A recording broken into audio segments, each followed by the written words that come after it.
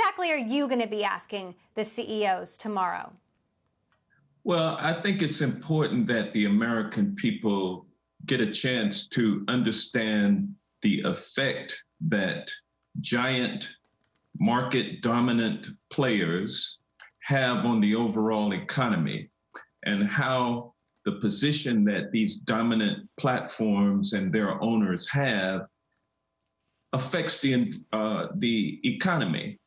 And so, from the standpoint of the American dream, a small business owner being able to manufacture a good or sell a product or a service, and the kinds of barriers that they have to overcome in order to get their product or service to market, based on having to go through these dominant platforms and players who own the platforms, just how that plays a part in how our economy functions. And so it's an educational process for the American people. And it's also an opportunity to send some messages to the regulators about the problems that everyday people are having when they have to deal with these companies. And so the companies we're talking about, Amazon, Google, Facebook, and Apple, are all dominant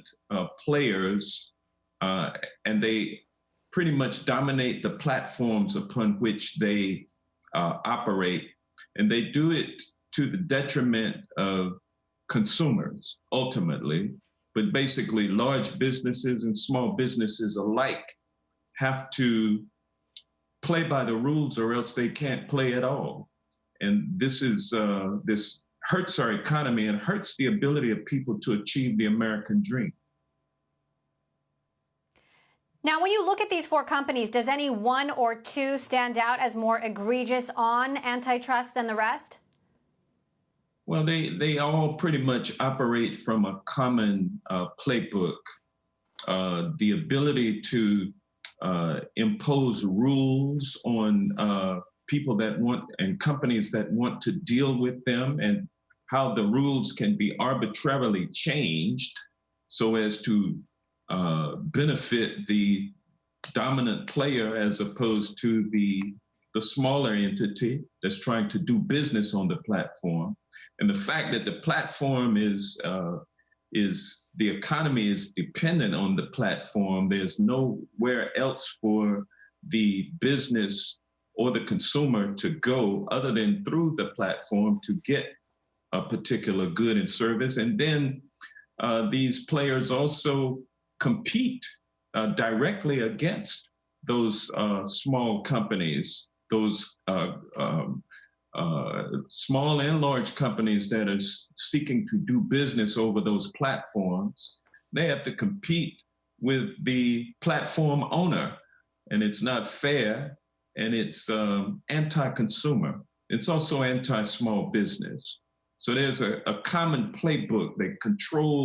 They amass large amounts of data, and they use that data to give them a leg up on any competition that would come their way.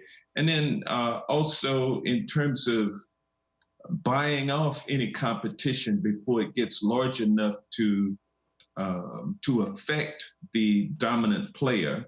So these are common plays in the playbook that these companies use. And so not just one or two of them, but all four of them use these same practices.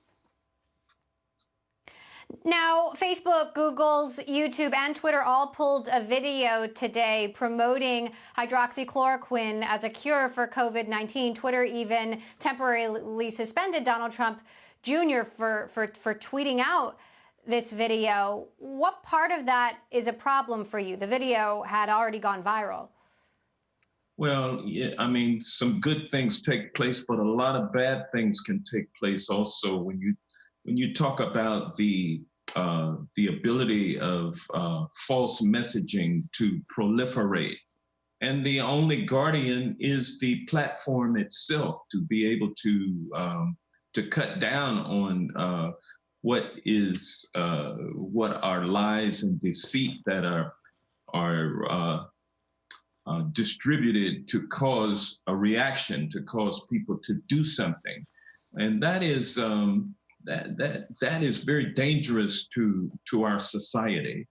To have the platform owner be the decision maker over what goes over the platform, and so and when you put that in a situation where there is a total lack of regulation or a lack of laws that govern the conduct, and then there's no competition on the other hand, and so the company pretty much gets a chance to do whatever it wants to do, and if it decides to pull something, that may be a good thing, but the problem is there's so much that is not being pooled. There's so much information that is being amassed and used against people. And then there's so much information that is being disseminated that is being used to hurt people as well. So there's a lot of problems and no regulation over these companies, and it's a big problem. Meantime, Politico is reporting on Mark Zuckerberg's prepared testimony for tomorrow, where the CEO of Facebook is prepared to say that the fight against disinformation and misinformation needs work. I do want to turn quickly. Earlier today, you conducted a stirring interrogation of Attorney General William Barr. You told him that his opening statement read like it had been written by Alex Jones or Roger Stone. Were you satisfied with his answers today? Well, you know, Attorney Barr is a smart man. He knows exactly what he's doing. He knows what he doesn't need to say. And so he's very careful in his responses to direct, simple questions. He's very careful. He is intent on avoiding answering difficult questions. And that's what he did today, kind of skipped around. And but it's clear in his actions that what he has done is put his finger or his thumb on the scale of justice to benefit President Trump by letting President Trump's co-conspirators off the hook on their criminal cases so that they will not spill the beans on the president. And that is obstruction of justice by Attorney Barr himself. But of course, he's not going to admit to doing that. He's going to couch it in terms of, I'm doing what I think is the right thing to do. But when he's never done it before on behalf of anyone other than friends of the president, I think people can see through it.